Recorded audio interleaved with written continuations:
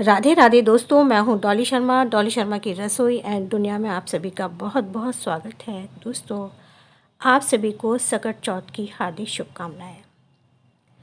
सकट चौथ का व्रत भगवान श्री गणेश को समर्पित है। इस दिन विधि विधान से भगवान गणेश जी की पूजा अर्चना की जाती है। धार्मिक मान्यताओं के अनुसार इस दिन माताएं संतान के लिए व्रत रखती हैं।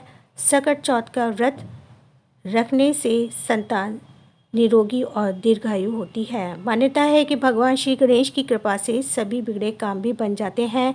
सकट चौथ के दिन चंद्रमा को अर्घ्य देने के बाद ही व्रत का पारण किया जाता है और तिलकुट बनाया जाता है। तिल और गुड़ को मिलाकर तिलकुट बनाए जाते हैं, उसका लड्डू बनाकर भगवान गणेश जी को चढ़ाए जाते हैं। आज मैं आपको सकट चौथ की देवरानी जेठानी की कथा सुनाने जा रही हूँ। बोलिए गणेश भगवान की जय। एक शहर में देवरानी जेठानी रहती थी। जेठानी अमीर थी और देवरानी गरीब थी। देवरानी गणेश जी की भक्त थी। देवरानी का पति जंगल से लकड़ी काटकर बेचता था और अक्सर बीमार रहता था। देवरानी जेठानी के घर का सारा काम करती और बदले में जेठानी बचा हुआ खाना, पुराने कपड़े आदि उसको दे देती। इसी से देवरानी का परिवार चल रहा था। माघ महीने में देवरानी ने तिल चौथ का व्रत किया। 5 आने का तिल व गुड़ लाकर तिलकुट बनाया। पूजा करके तिल चौथ की कथा सुनी और तिलकुट छीके में रख दिया और सोचा कि चाँद उगने पर पहले तिलकुट और उसके बाद ही कुछ खाएगी। कथा सुनकर वह जेठानी के यहाँ चली गई। खाना बनाकर जेठानी के बच्चे से खाना खाने को कहा तो बच्चे बोले, माँ ने व्रत किया है और माँ भूखी है, जब माँ खाना खाएगी हम भी तभी खाएंगे। जेठानी को खाना खाने को कहा तो जेठानी बोली, मैं अकेले नहीं खाऊंगा। जेठ जी से खाना खाने के लिए कहा तो बोले, मैं अकेले नहीं खाऊंगा, जब चाँद निकलेगा तब खाएंगे, तभी मैं भी खाऊंगा। जेठानी ने उसे कहा कि आज तो किसी ने भी अभी तक खाना नहीं खाया, तो मैं कैसे दे दूँ, अब सुबह सवेरे ही बचा हुआ खाना ले जाना। देवरानी के घर पर पति बच्चे सब आस लगाए बैठे थे कि आज तो त्यौहार है, इसलिए कुछ पकवान आदि खाने को मिलेगा। परंतु जब बच्चे को पता चला कि आज तो रोटी भी नहीं मिलेगी तो बच्चे रोने लगे। उसके पति को भी बहुत गुस्सा आया। कहने लगे, सारा दिन काम करके भी 2 रोटी नहीं ला सकती तो क्या काम क्यों करती हो। पति ने गुस्से में आकर पत्नी को कपड़े धोने के धोवन से मारा। धोवना हाथ से टूट गया और पाटे से मारा। वह बेचारी गणेश जी को याद करती रोते रोते पानी पीकर सो गई। उस दिन गणेश जी देवरानी के सपने में आए और कहने लगे, धोवने मारी, पाटे मारी, सो रही या जाग रही। मैं बोली, कुछ सो रही हूँ, कुछ जाग रही हूँ। गणेश जी बोले, भूख लगी है, कुछ खाने को दे। देवरानी बोली, क्या दूँ, मेरे घर में तो अन्न का एक दाना भी नहीं है। जेठानी बचा कुचा खाना देती थी, आज वह भी नहीं मिला। पूजा का बचा हुआ तिलकुट छीके पे पड़ा है, वही खा लो। तिलकुटा खाने के बाद गणेश जी बोले, धोवने मारी, पाटे मारी, निमटाई लागी है, कहाँ निमटे। वह बोली, यहाँ पड़ा, घर जहाँ इच्छा हो वहाँ निमट ले।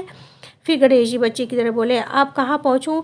नींद में मगन देवरानी को बहुत गुस्सा आया, वह कब से तंग किए जा रहा है, सो बोली, मेरे सर पर पहुँचो। और कहाँ पहुँचेगा।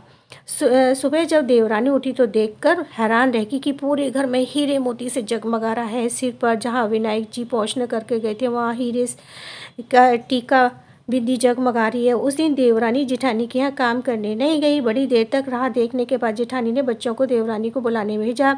जेठानी सोचा कल खाना नहीं दिया था, इसलिए शायद देवरानी बुरा मान गई है। बच्चे बुलाने गए और बोले, चाची चलो, माँ ने बुलाया है, सारा काम पड़ा है। देवरानी ने कहा, अब उसकी ज़रूरत नहीं है, घर में सब कुछ भरपूर है। गणेश जी के आशीर्वाद से बच्चों ने जाकर माँ को बताया कि चाची का तो पूरा घर हीरे मोतियों से जगमगा रहा है। जेठानी दौड़ती हुई देवरानी के पास भी पूछा कि यह सब कैसे हुआ। देवरानी ने उसके साथ जो हुआ वो सब कुछ कह डाला। घर लौटकर जेठानी अपने पति से कहा कि आप मुझे धोबन और पाटे से मारो। उसका पति बोला कि भली मानस, मैंने कभी तुम पर हाथ नहीं उठाया, मैं तुम्हें कैसे धोबने और पाटे से मार सकता हूँ। वह नहीं मानी और जिद करने लगी। मजबूरन पति को उसे मारना पड़ा। उसने सारा घी डालकर चूरमा बनाया और छीके में रखा, सो गई। रात को चौथ विनायक जी सपने में आए, कहने लगे, भूख लगी, क्या खाऊं। जेठानी ने कहा, हे गणेश जी महाराज, मेरी देवरानी के यहाँ तो आपने सूखा तिलकुटा खाया था, मैंने तो घी का चूरमा बनाकर आपके लिए छीके में रखा है, फल और मेवे भी रखे हैं, जो चाहो खा लो। बाल स्वरूप गणेश जी बोले, अब निपटे कहाँ।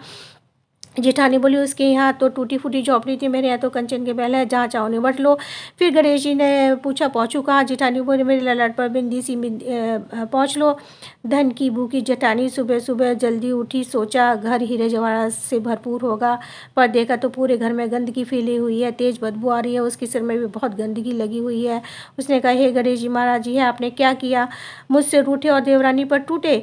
जेठानी ने घर और सफाई करने की बहुत ही कोशिश की, परंतु गंदगी ज़्यादा फैलती गई। जेठानी के पति को मालूम हुआ तो वह बहुत गुस्सा हुआ और बोला तेरे पास इतना सब कुछ था, फिर भी तेरे मन नहीं भरा?